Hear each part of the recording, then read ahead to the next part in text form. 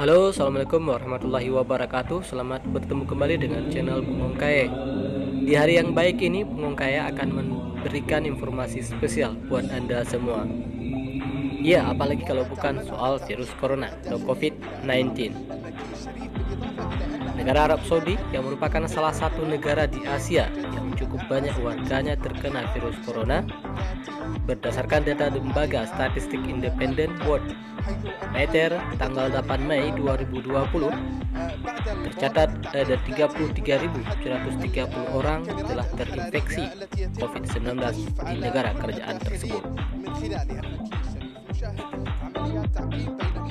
Untuk mencegah penyebaran virus corona ini, pemerintah Arab Saudi telah memasang gerbang sterilisasi diri di pintu masuk Masjidil Haram Makkah dan juga pintu masuk Masjid Nabawi di Madinah.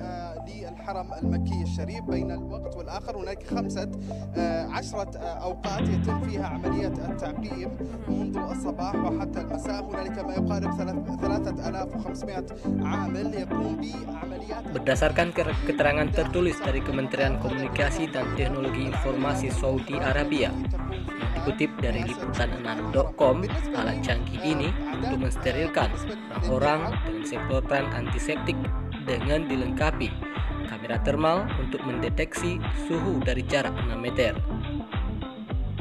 dan layar pintar untuk membaca suhu secara bersamaan.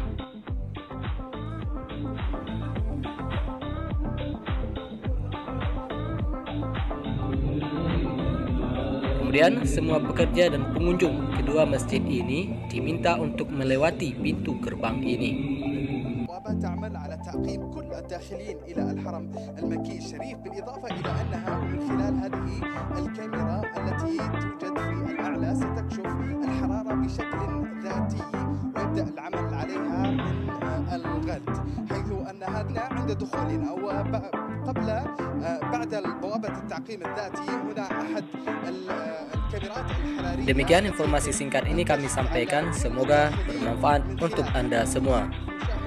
عمليات تعقيم بين الحين والآخر وعمليات تنظيف في الحرم المكي الشريف، وهذه الآن في الحرم المكي الشريف عمليات تعقيم مستمرة للحرم المكي الشريف بين الوقت والآخر. هناك 15 أوقات يتم فيها عمليات. Dan jangan lupa dukung terus channel ini dengan cara tekan like, share, komen, dan subscribe tentunya.